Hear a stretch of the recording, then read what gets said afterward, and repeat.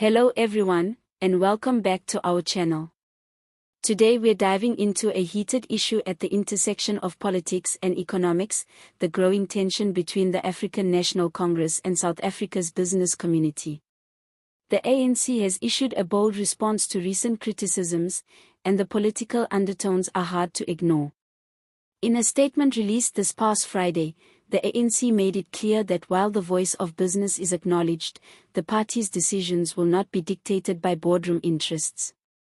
The ruling party is standing firm on its position that its policies are designed to benefit ordinary South Africans, not just the economic elite.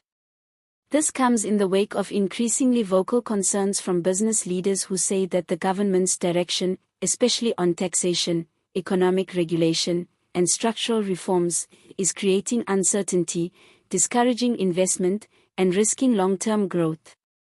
Some have even suggested that the ANC's populist policies, including debates around land expropriation and the handling of state-owned enterprises, are eroding confidence in the country's economic future.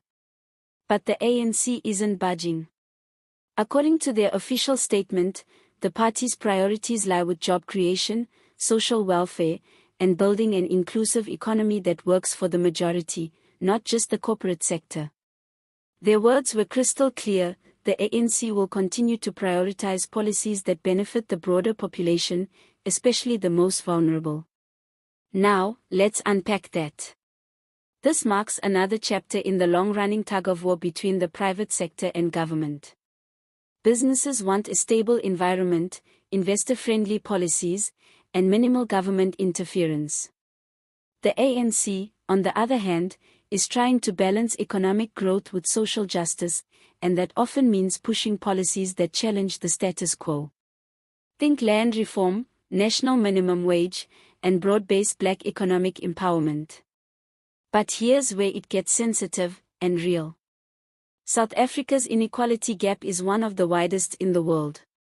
While executives enjoy massive salaries, millions of citizens are stuck in poverty. In that context, the ANC's stance makes political sense. But can it work economically? The party insists that all sectors, including business, must align with the broader goals of social upliftment and transformation. In theory, that sounds ideal. But in practice, it's not that simple. One of the business sector's biggest fears is uncertainty. When policies are unclear or politically driven, investors get nervous. And when investors pull back, it impacts jobs, infrastructure, and economic momentum. South Africa has already seen major companies move their operations abroad or delay expansion because of policy ambiguity. The business community is saying, "We want to be part of the solution, but we need a seat at the table, not just a polite nod."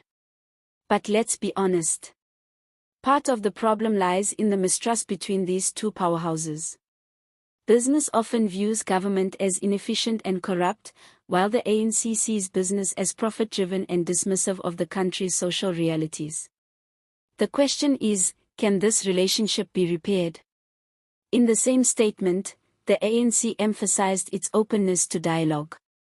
They're not slamming the door shut. But they made it clear, they will not compromise their mission to uplift the people.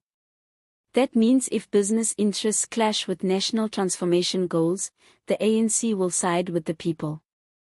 This may sound noble, but the devil is in the details. The South African economy is fragile. Growth remains sluggish. Youth unemployment is sky high. And the government is running out of fiscal space. It needs business on its side to rebuild the economy. But it also needs to deliver results to its voter base, especially as election season approaches. Premier Panyaza Lesufi, who has been vocal on similar issues, has argued for a developmental state model, where government drives transformation with business as a partner. But for that to work, there must be trust, transparency, and most importantly, execution. Let's not forget the legacy issues here. State capture, load shedding, and failing SOEs like Eskom and Transnet have soured business confidence. Many in the private sector feel like they're being asked to shoulder the burden while government continues to mismanage public institutions. The ANC needs to recognize that political rhetoric won't fix broken infrastructure or restore investor faith. It needs action, decisive, transparent, and accountable. And the business sector must also look inward and ask whether it's truly committed to inclusive growth or just protecting profit margins. At the end of the day, South Africa cannot afford a standoff between these two forces. The country needs both visionary leadership and productive enterprise. One without the other will only lead to stagnation, frustration, and further decline.